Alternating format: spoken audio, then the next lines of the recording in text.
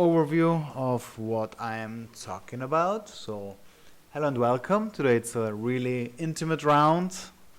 It's Thursday, so maybe people just had enough. I mean, yesterday's DeFi meeting was also pretty interesting and pretty much visited, and I love it because it is important to have education around crypto, and I think that DeFi is one of those fields that really requires some important education in the IOTA ecosystem, since we are approaching it now after years where other projects already and other ecosystems already have a heavy use of DeFi as they have of DAOs, for example.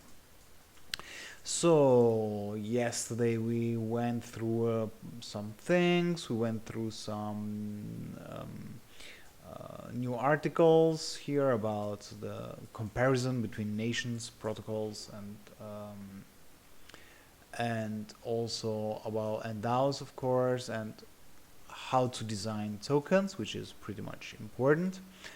And we had a real quick glimpse in the beginner's guide. I just have to find the right one because I was looking at it today. I should start actually keeping the tabs open, and I think this is the one I'm looking for. No, it was not this one. It was the other one. Yes, because there is a really important paper, and I think it's the first. Yes, it's surely the first one that I also suggest to explore or to read, and yes, this is the one I'm looking for. Yes, the TIMN, Tribes, Institutions, Markets and Networks. All right, before we start, welcome everyone again to today's learning circle. Let's start right away. So with the people present, with this very important article. This is also from July last year, 2021, a prehistory of DAOs. So this is from Gnosis. Gnosis is the organization, the DAO in this case, that, if I remember it correctly, is also leading the Gnosis Safe, which is this one. No, it's not Gnosis.safe. Gnosis, which is one of the most important components of Gnosis.safe.io. One of the most important components of a DAO, which is a multi-signature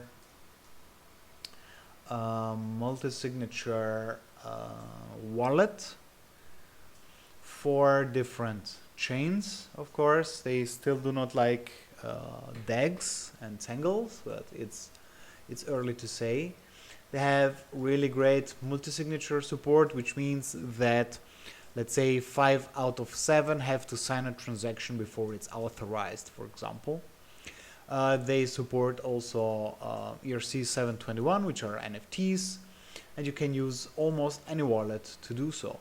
We're going to go through the toolings, but just to understand why this is important. Well, within a DAO there might be a group of people, if not everyone, which is controlling assets of the DAO. Assets which might be Ethereum tokens in this case, so let's stay in the Ethereum ecosystem still. Ethereum tokens, but we have a really important ape with us, Alpha Raw, right?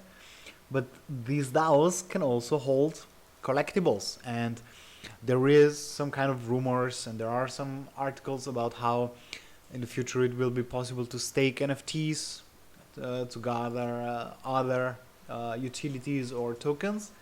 And so it is crucial for a DAO to be able not only to have them on a wallet and to manage them, but to make sure that we avoid any kind of rug pulls by members, by the treasurer or whoever, because of course,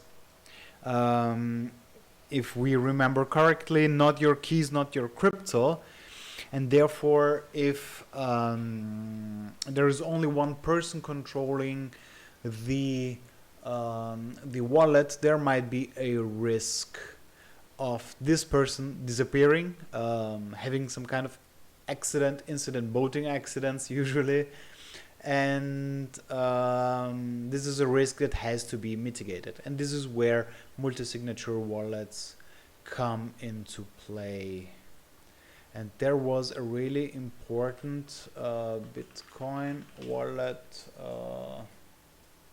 which I don't remember the name now, multisig, which was one of the first multi-signature wallets, and it was a long time ago, because it was around 2010, 2011, where, here it is, the most famous one that I used back in the day, which is the Armory wallet. This works for Bitcoins too.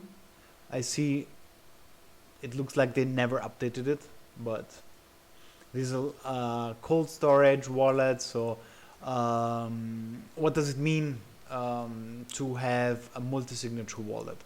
It means that to effectively sign a transaction so that it is recognized as correct by the network, more than one person has to sign it, and so it is possible to decide which people have the how do I call it, the authority to sign a transaction, for example, and as soon as the correct or required number of people, of members, sign this transaction, it is sent to the network. So you can decide that, for example, as I said before, 5 out of 7 have to sign it. So even if 2 people are absent because they're on vacation, or someone of them doesn't have a really bad connection, like Philo does usually, for longer than 24 hours, then still the transaction will be marked as signed and will be sent to the network, so that you can transfer assets out of the DAO into the let's say the assets to, let's say, pay some kind of services, or to pay the members, for example, or to sell tokens, or put them on a yield farm or whatever. And this is where it makes it interesting, because it removes this central authority on the funds, which might, of course, as we might have seen, be a threat to the DAO itself. Because, I mean, as long as it's a few $100, it's not an issue. When we start talking about millions, it's a really important part of the treasury. And here we go back to Gnosis, so to the Gnosis Guild, which is, I think, the DAO around the Gnosis safe, and decides how it works. And here they describe, of course, the internet's invention, yada yada yada. But the most important paper that I would like to share with you, and I will share it in the DAO Pioneers channel, even though it might be already be seen by someone. If I remember correctly, it's from 1996. So it's long before DAOs, it's long before this kind of technological advancements, but it's a really important paper that describes how societies evolve. So from small tribes to institutions to markets, and in the end to networks. So to cut this short, I mean, make sure to take your time and read it while you're traveling. Of course, not while driving, but maybe if you're commuting or during your lunch break or whatever. There are these kind of basic forms of organization, which are tribes, hierarchical institutions, competitive exchange markets, And then in the end, the most important ones, the collaborative networks, where we find NGOs for social advocacy.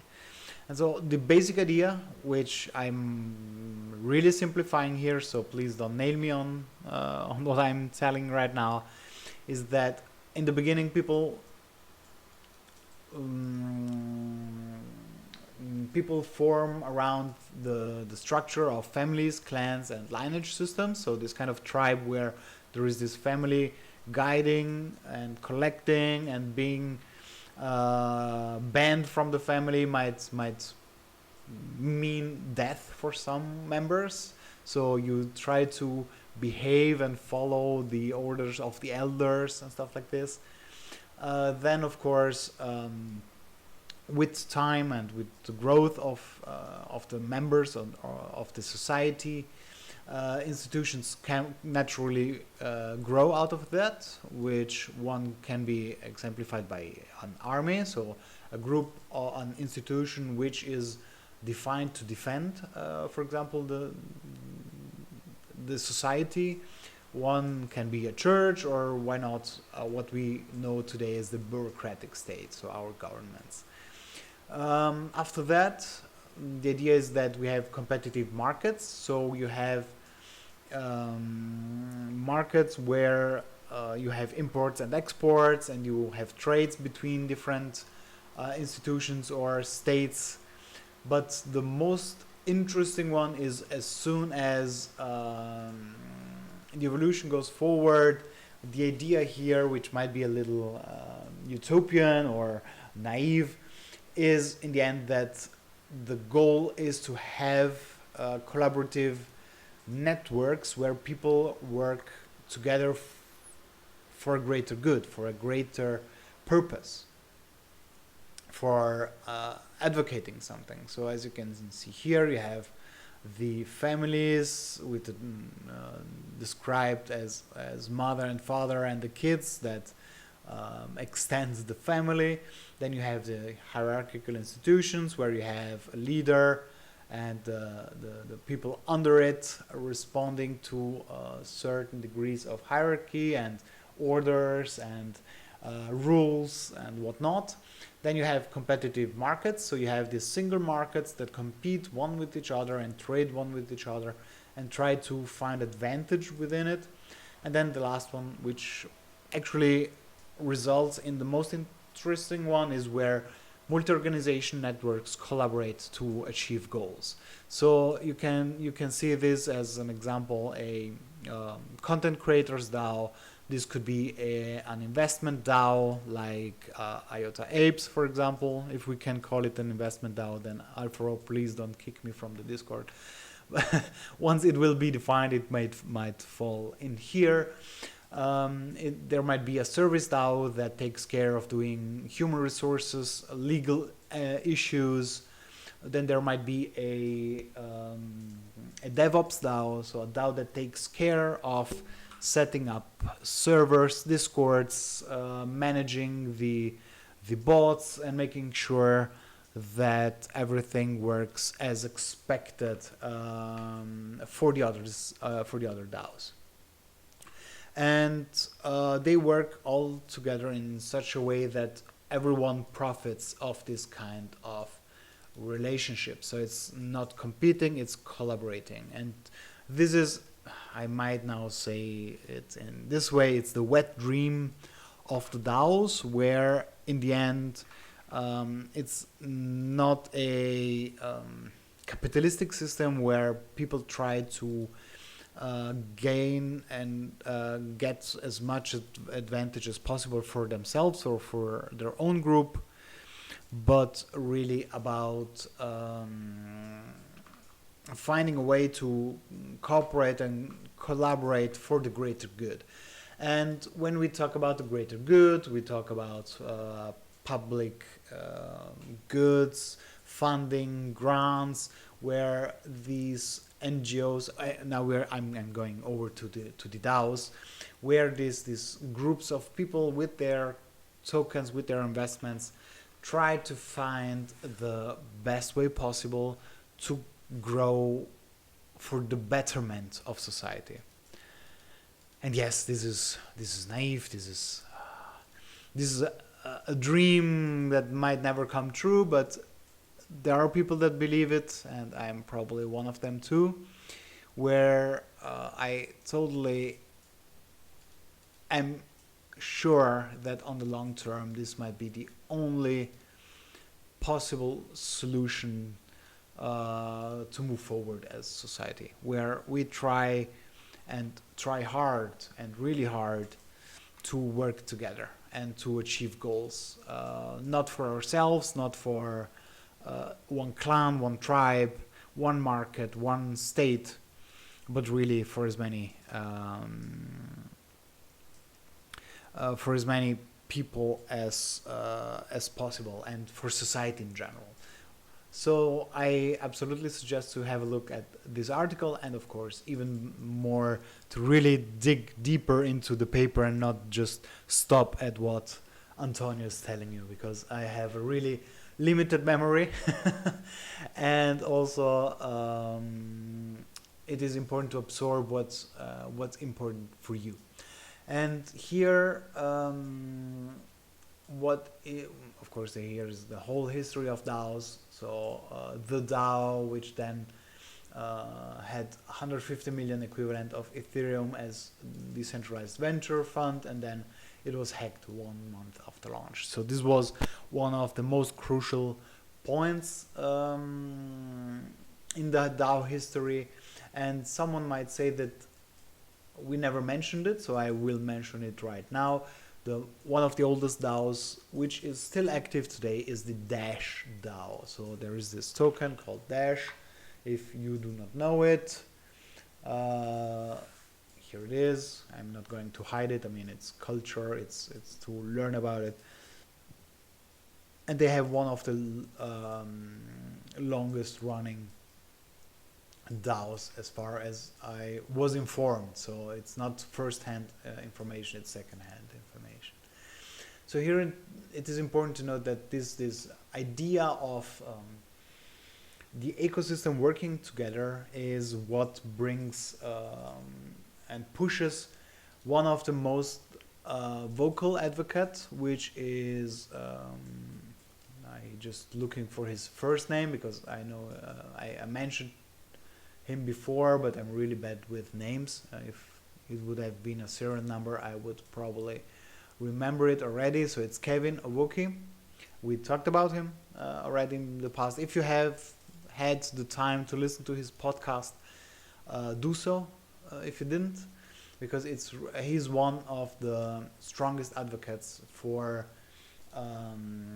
these public funding systems. One of them is, of course, the Gitcoin platform, which we have had a look already on Tuesday, if I remember it correctly. But he's also very active on Twitter. Let me see, Evoki. So I absolutely suggest to follow Evoki on Discord.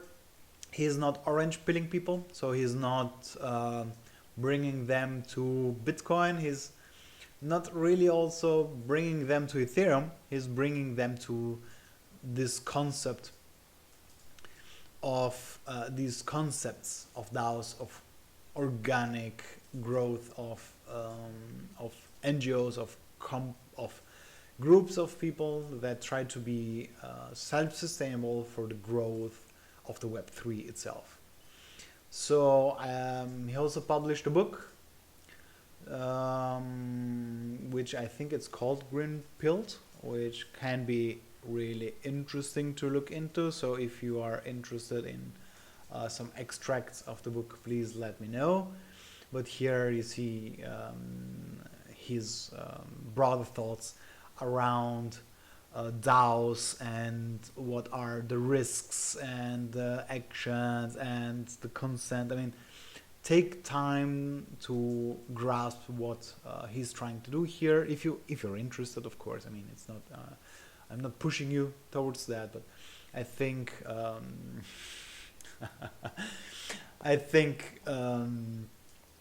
he gives a really good pills about DAOs and what's important. So as you can see here, this is bullshit. So what color should we paint the bike shed? He's making a little bit fun of it, but that's the thing. That's not important. These are not decisions that should be taken by a DAO, neither by a working group probably, but someone has says, okay, let's make a quick poll in Discord, but not. It's not something that fits the DAO governance forums. Going back to the idea here, again, sharing, having ownership and sharing decisions. So the goal is really to look forward and towards how we can achieve a goal as a DAO and make decisions and take decisions in such a way that the group can move forward and achieve this mission. And here you can see, for example, comparisons. So from protocol levels, you have Nasdaq, NYSE, and CME group, and here you have Uniswap and SushiSwap. Grants, you have the Linux Foundation, the open source, the Open Technology Fund, and the Apache Foundation, which give out grants to the open source community, so that they can continue grow and continue extend the reach of the technology. And here, I'm sorry, I do not know the first two ones, but the third one is that the one that we've seen before, which is Gitcoin. Then you have investment level like Colab, A16Z, so Anderson Horowitz. Oh my God, I'm really bad with name, but okay, investment funds.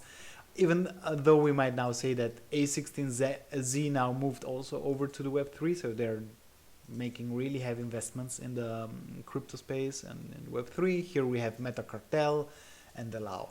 And so the idea here is that everything that exists in the, let's say, classical Web 2 or real-world institutions, there is a similar institution, usually led by a DAO, in the Web3 space. So they try to reflect the same opportunities that exist in real life, which work good, and transport them to the Web3 space. And this is really, really awesome. Also here you have analog and the digital counterparts between information, which for us now is the internet. Before you have had to go to a library most probably, or find or work at a university to have access to their library, and many other challenges to actually get access to information, where right now with the internet we are mostly overflooded by information, where we have to start using blockers and filters to and leave certain social media to use our time wisely to find information that we really need and we really are interested in. The analog counterpart of crypto is of course money. So this has now been transformed into the tokens that we use. I'm not going to say daily, but when we want to, and we are free to use and share with anyone at any point in time and place. We could possibly also send tokens to space nowadays. And then, of course, what once were organizations now are moving towards becoming DAOs, decentralized autonomous organizations. So here, the idea is, of course, that we have an example of the toolings which are being used for DAOs, because, of course, the Web 2 toolings do not work. They are not conceptualized for sending out small amounts of tokens to a lot of people at the same time.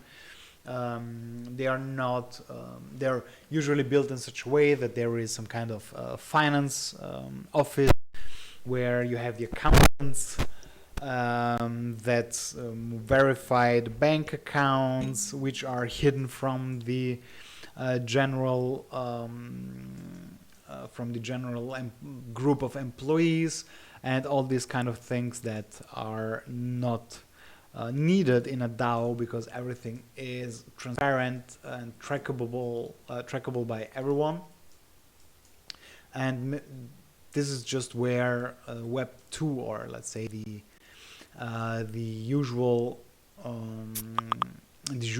tools that people are using just might not work. And so there is an opportunity there, of course, which is the first thing that comes to mind, that there is an opportunity to build new tools, to make sure that they can be used, and that accommodate the new structures, and of course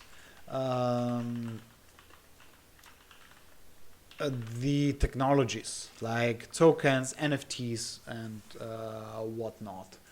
So one of them is, for example, Snapshot, which is a participation tool. So they take a snapshot of the chain, and then you do the voting, so that cheating is limited, and you do the voting off chain, so you do not have to spend tokens.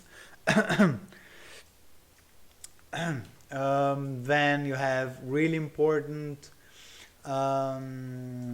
platforms like, for example, Rabbit Hole, which is a platform that guides you through the Web3 and lets you learn skills around the Web3 by rewarding you. So it's a really strong gamification system where you start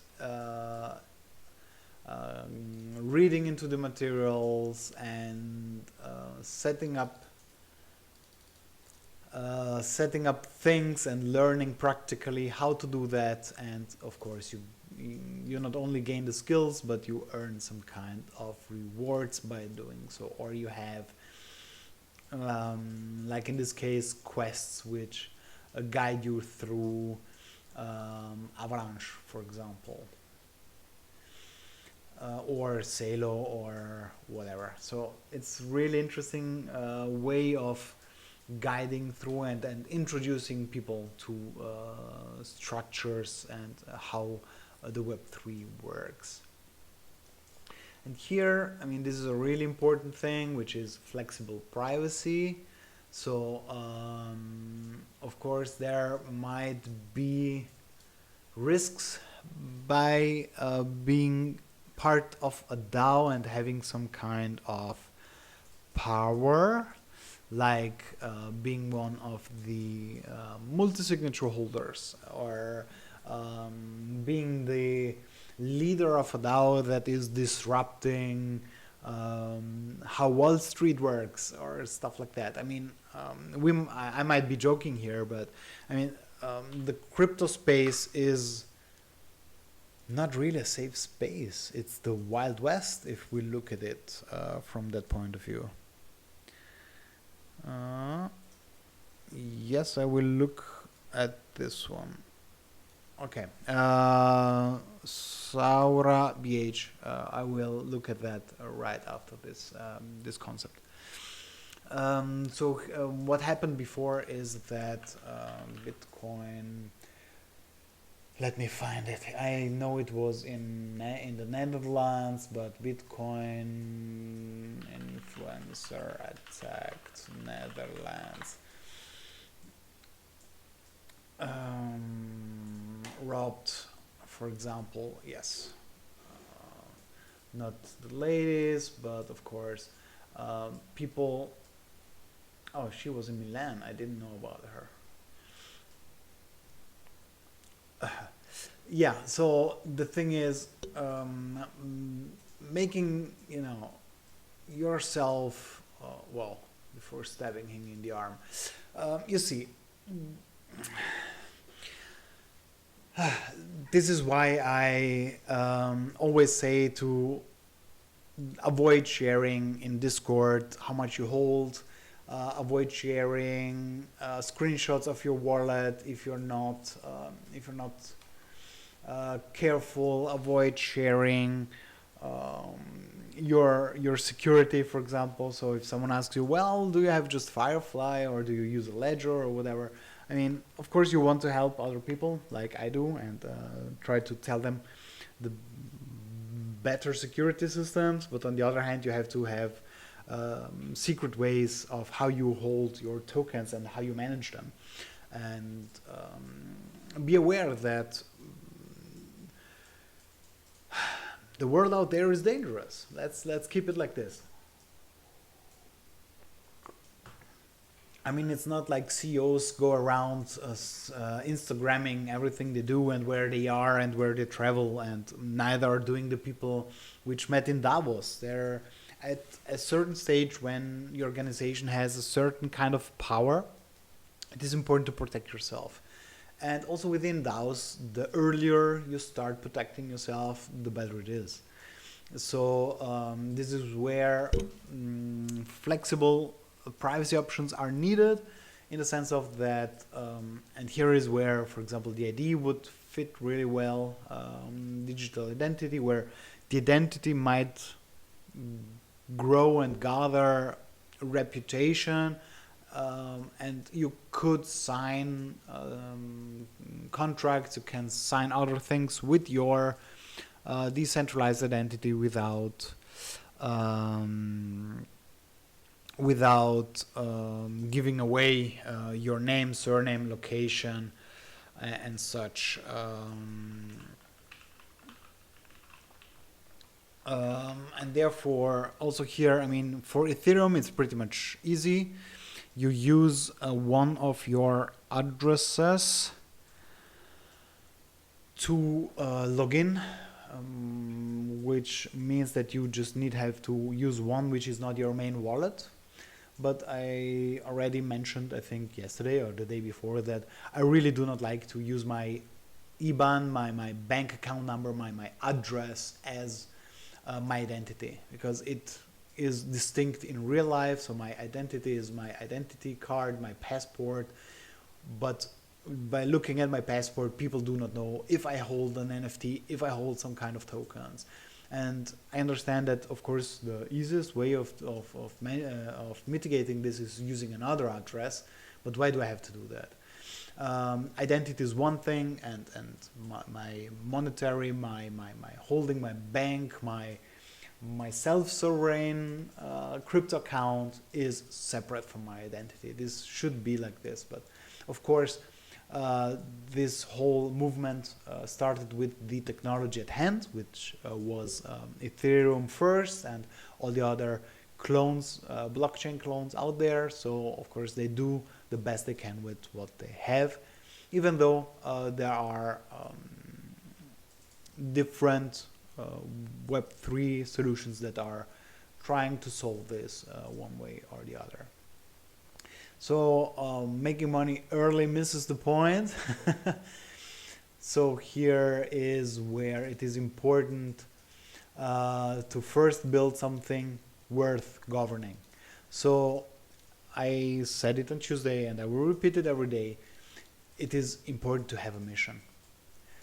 It's important to understand why people spend their time in a DAO, why people spend their energy in taking decisions, in making proposals, in voting, in discussing, in arguing, in disagreeing, in discording.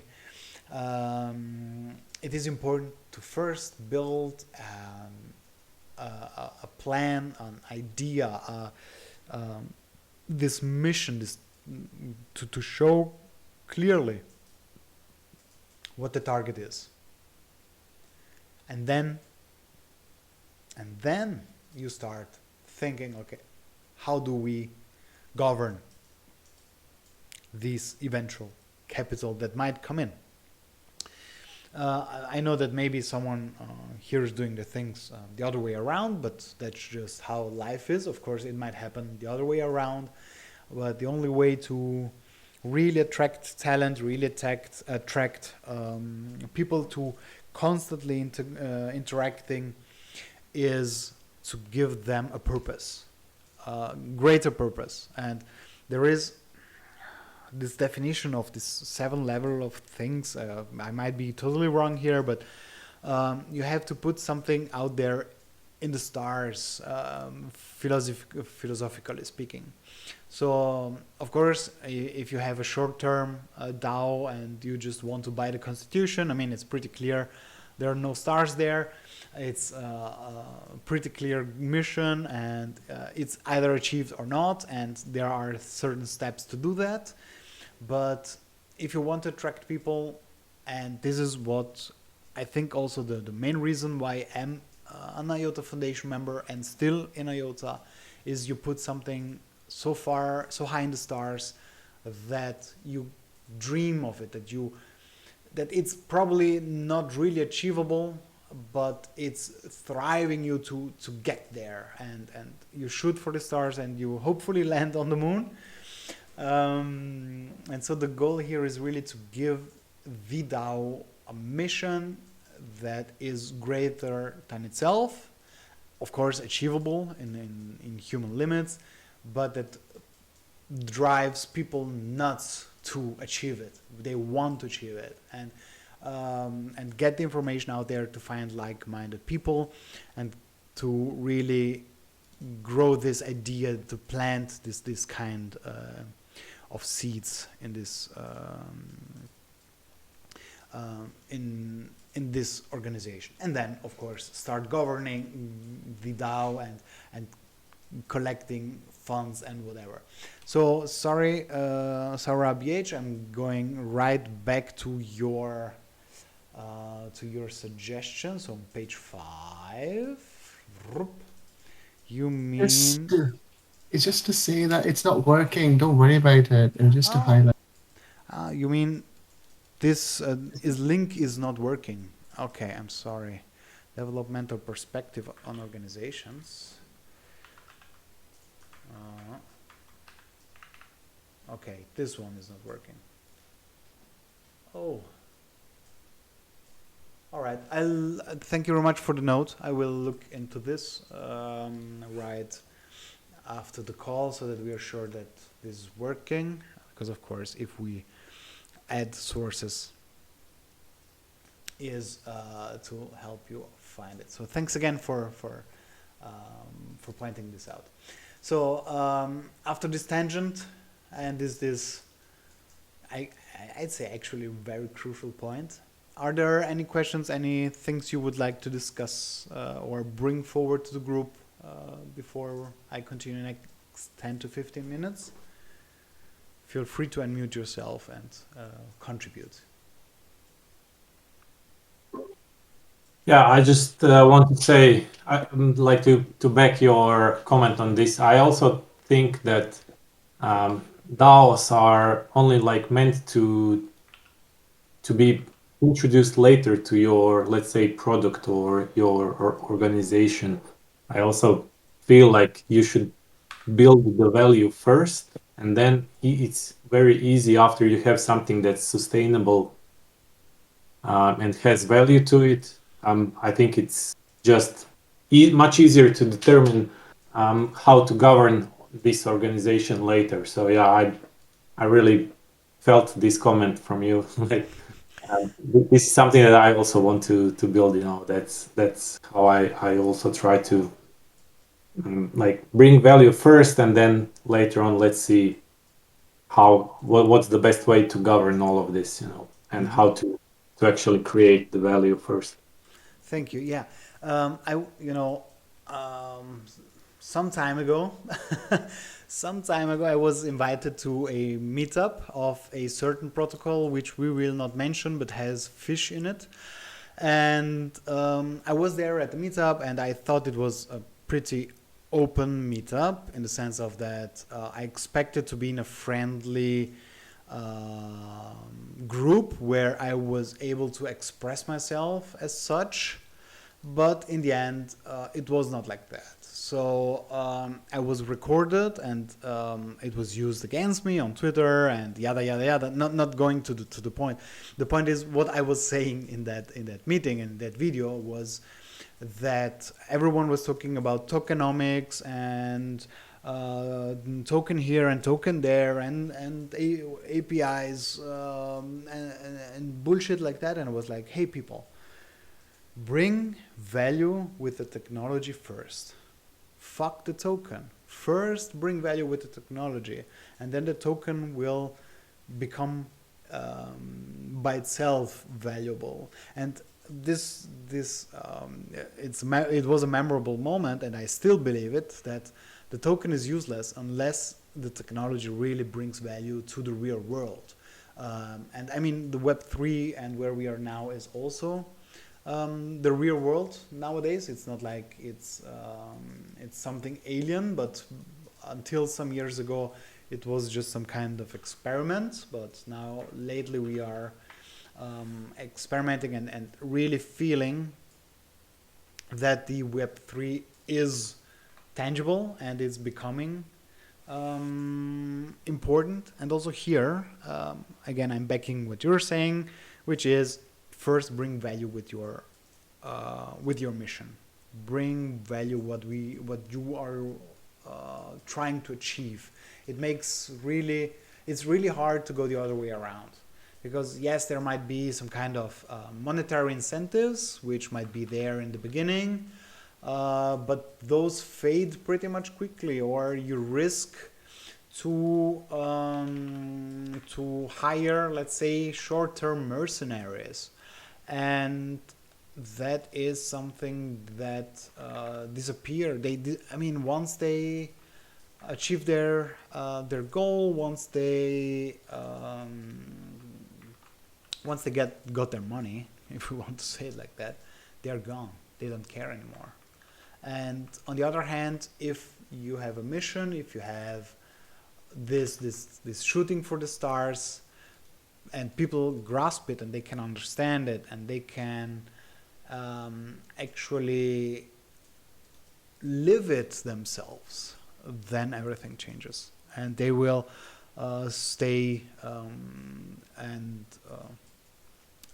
push even more. So also in the case of a situation where the original leaders, for example, leave, because that is also really strong transition within DAOs, where this kind of leaders just go away, or they stop contributing because they say, hey, I've done everything I could, and now it's time to move on. And those are really crucial and hard steps for DAOs and for organizations in general.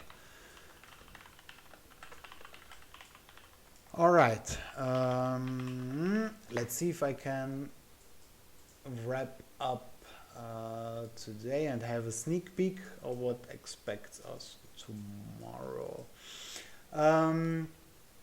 Of course, we are just looking at some of these articles. The Eightfold Path to Taoism, which sounds already pretty much esoteric, but as I said before, free thinkers love to do it. So take your time to really go through the materials. We do not expect you to go through everything within 3 weeks. This is not expected, absolutely.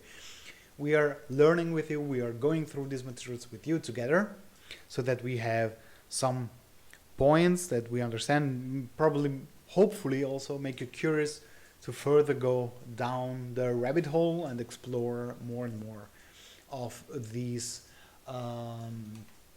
DAOs and organizations that can now be finally built and driven by your own small or big community where you're at the point in time. Everything starts with 2 people or 3 people, I often say. So that should actually be already enough to get started, and then from there, you know, if your vision touches pain points or becomes interesting to others, they will come. They will come. Absolutely, they will be with you here. So let's have a short sneak peek of what expects us next week. Again, we in the European time zone are going through Tuesday to Thursday, so 3 days a week. And on Friday, so tomorrow at 3 p.m. CST, we have the recap with Holger, with Philo. So he will also give you a broader picture, really condensed picture of the first week. And right now a really short overview of what we have ready for the session 2. Again, everything is taken by Stephen Reid.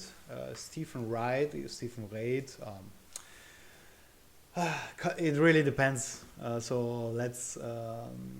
You should ask him. What's his name? Oh, no. What happened? All his tweets are gone. No, please not. Okay, so he changed account. Well, he was known as the Taoist, as you see. It's becoming really esoteric, but nothing against it. It's just becoming really esoteric. And he was the one who published the Taoist document, where they started with all the history of Tao. So everything that you see in our sessions is actually his material, which has been then readapted to our needs and our requirements. So this is also to be updated. By the way, I looked into the link and into the website, SauraBH, but it looks like they removed that page in every language. It's not even more available in Chinese or in German, so I don't know what happened there.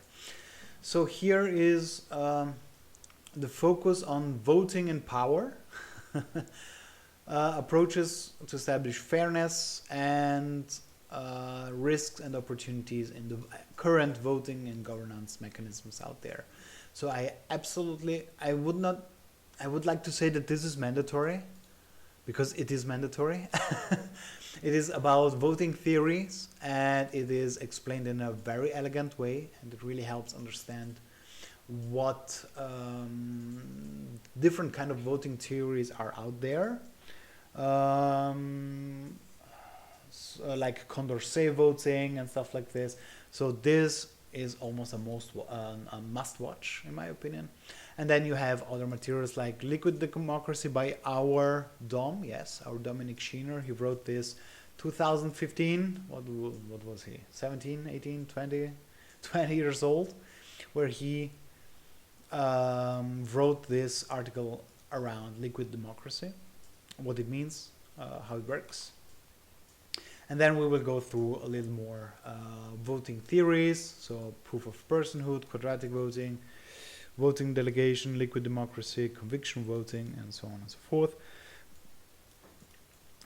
We will look into the governance projects. I don't know if we're going to change Polkadot and Uniswap. Last time we looked at them. We will most probably keep the same, but I will synchronize with Philo to make sure that the document is up to date before start.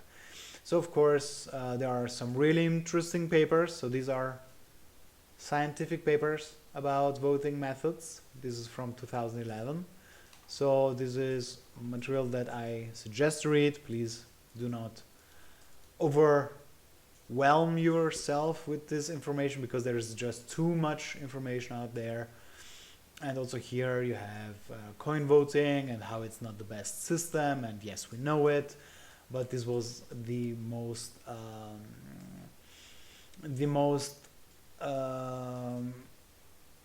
quickest way we imagined that it was the most fair way to make it sure that everyone that everyone that had some kind of skin in the game, so in the IOTA ecosystem, had the opportunity to vote without going through KYC and any kind of strange things. So here a really important really important article about collusion. So this is, I mean, in Italy there was this legend where they said that the mafia gave you one shoe before the votes, the elections, and the other shoe after the elections. So poor were people that they had to get shoes gifted.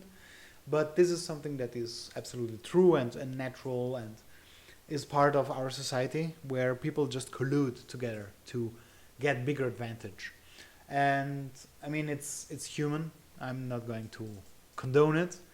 I love to do it other ways, but of course, the ego is really hard to get it out of the equation. But take a read, have a look at this.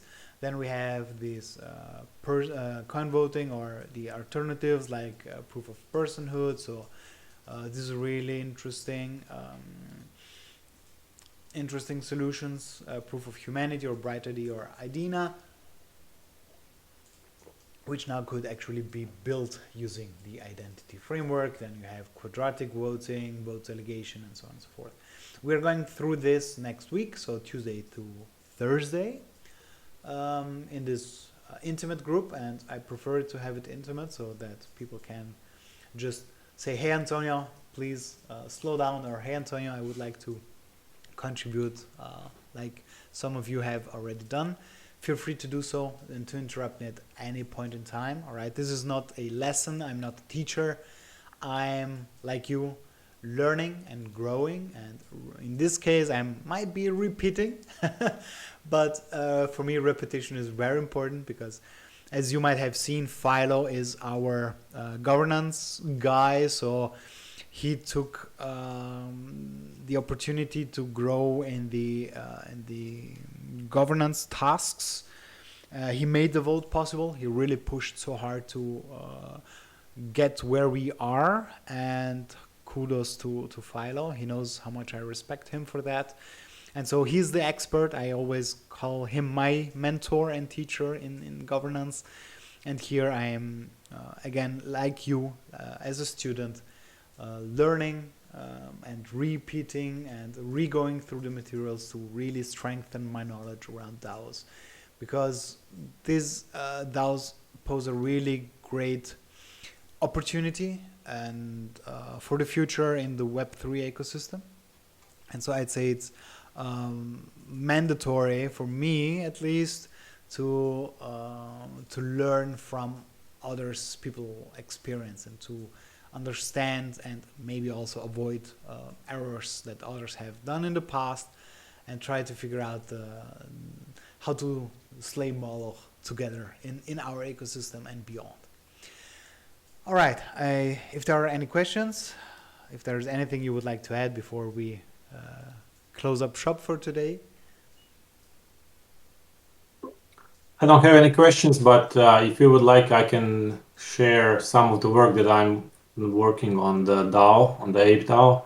So maybe I can share like my train thought and some of the challenges that I'm trying to solve, and some of the ideas how I want to solve them. Maybe it can help some other guys as well, or they can suggest also something to me, maybe.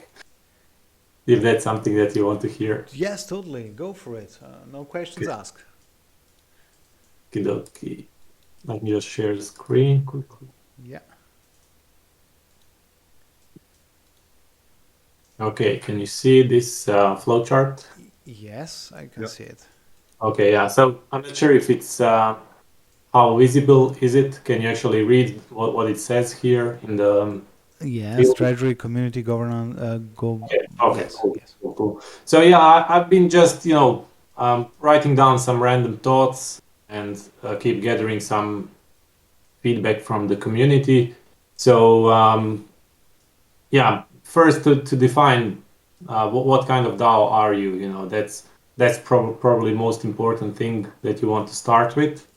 I'm not still sure what kind of DAO we are, but we have some kind of values which I have written here that helps me defining some of the steps down the line. So I want to build something that's sustainable, with honesty and transparency in mind. So um, the core value of ApeDAO will be around community, treasury, and governance of the whole process, let's say the whole project. So what we want to bring is the value to the community, DeFi knowledge, and for the ones that actually want to take part and experience DeFi, we have this treasury, and we will have governance over this treasury down the line once we solve some of the hurdles, I would say, that I'm currently facing. And this is some kind of income.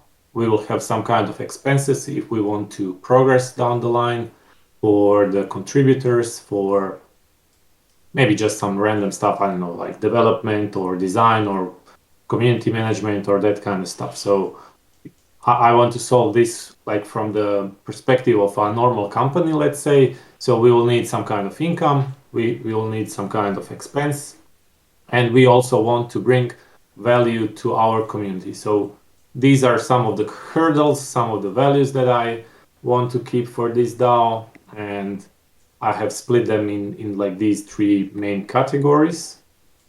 And then further from there, there are some also random stuff that needs to be solved, which is in governance. That's usually proposals and voting.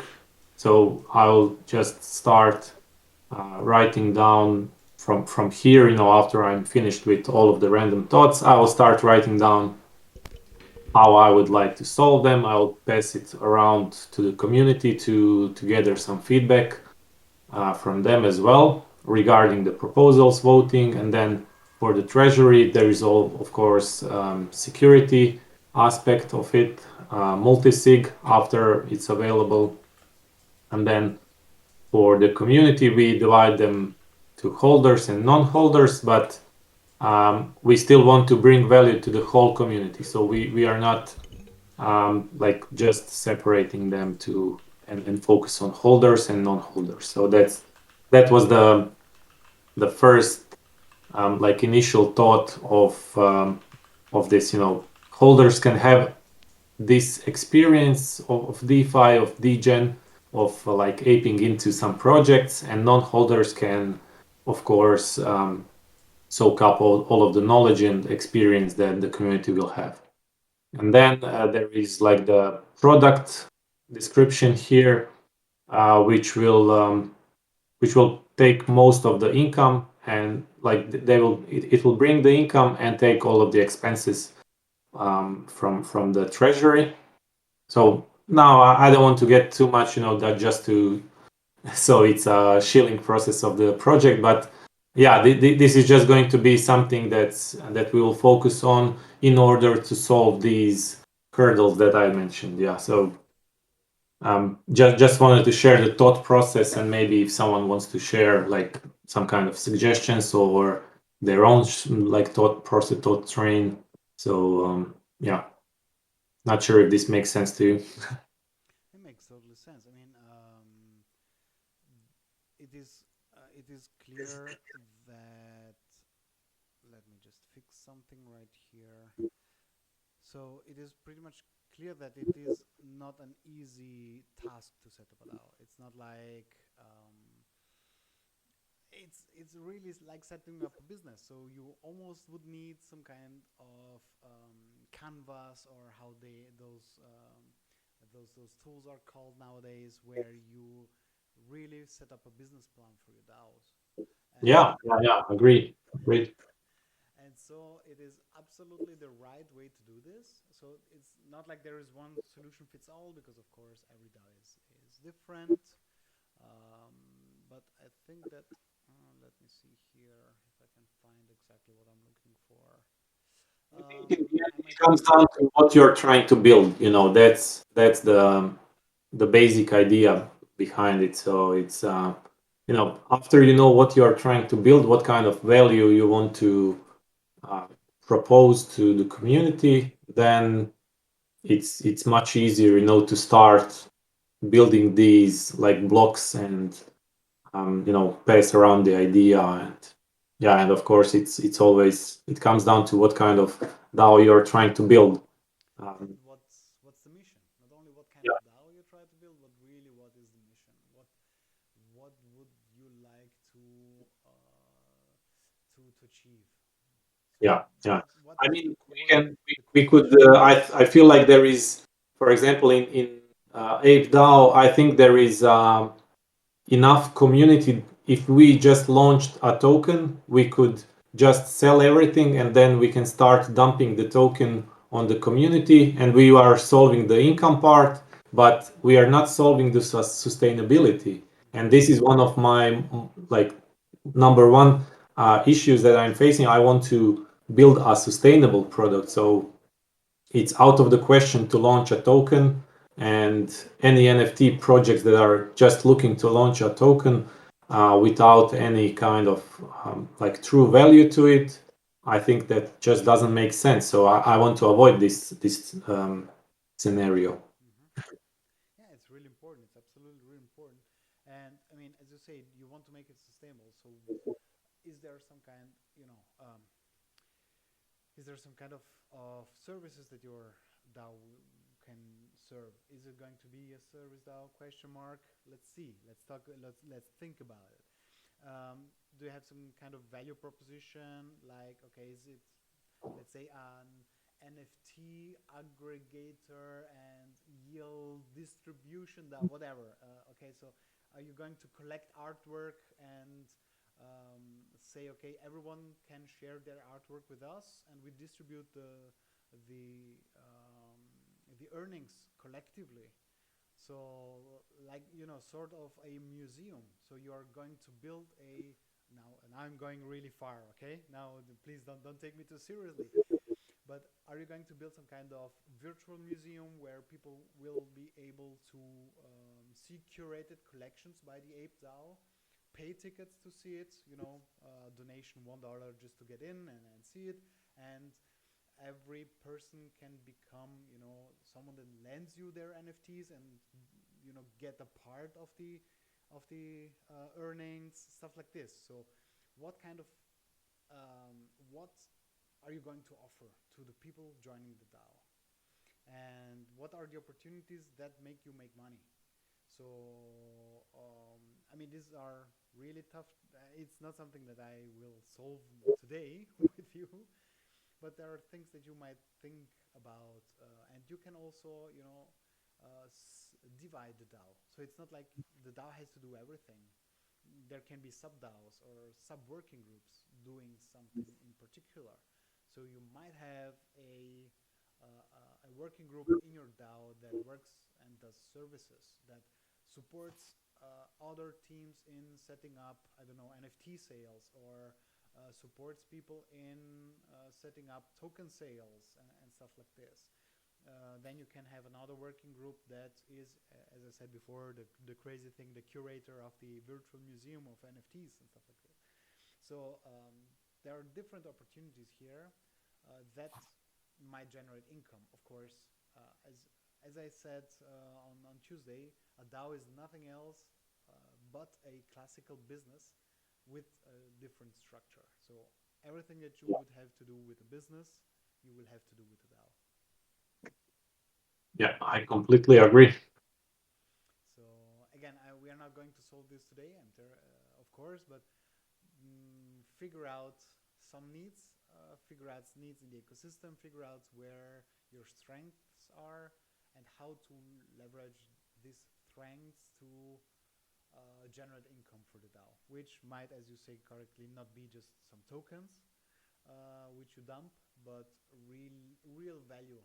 And real value does not mean physical, but also digital services, whatever, where you are unique in the place in your ecosystem or where you're at. I think thinking about that, at least in the short term, might help a lot in figuring out, okay, if these things resonate with you, because of course you as leaders or your team as leaders, you have to live it. You have to live this mission and to really understand it and to say, okay, this is really what I want to do. Because if you're faking it, it's going to be transparent and visible. And Yeah, I completely agree. It's up to the like founder or the group of people that actually are starting the DAO. It's up to them to transfer their own personal values to this organization to start it, and then later on, if it actually becomes a true DAO, like a decentralized autonomous organization, then it will just follow that same way, and you know contributors will pop up and it will just continue growing and operating sustainably. So yeah, that's the like the final vision for example, like it only for me at least. That's the final goal. Yeah. yeah, yeah. So this is the most important part where you do homework. So with the team, the founders, whoever is now working, is really okay. What is our identity? What? Let me see. And it might change with time. Okay, it's not something that has to be forever. Absolutely. Times change and people change and the group changes and everything. So it is important to have this kind of vision and mission statements, which are not the same. So try to really uh, take the time to do the homework here, because if you misstep or right, maybe in the first 6 months you can correct it, but it's going to be your direction. And find a goal and look at it like a direction. So you have to be directionally right. You cannot make every decision will not be correct, also because your ecosystem will change with time, society is changing with time, but try to follow the right direction at least, and to know exactly what you want to achieve. Yeah. Thank you for that. Yeah, nothing. It's some of my little experience that I'm sharing here. So it's not okay. I'm just a human, like like you are all here, or apes maybe. Yeah, I have apes before human. So let's look into this with these kind of eyes and see how to get there. All right, I let's wrap it up for today. So, of course, there will be further discussions as we go down the road, and we look more into what DAOs are. And yes, I will thank everyone for joining me. Thanks also everyone for their feedbacks. I hope my microphone is better, Ragnas. Let me know if it works better now, because I changed some things while we were talking. So if not, I will try to fix it tomorrow again. A little hiss, but okay. Yeah, the hiss might be my liquid cooling probably in the background, or maybe the microphone is too loud. I'll check that. Thanks, Ben. All right, everyone, have a Thank great you. continuation, and see you next. See you tomorrow, and in this intimate group, see you next week. It was a pleasure. Thank you very much. See you. See Bye you. bye. Cheers, guys. Good evening. Bye.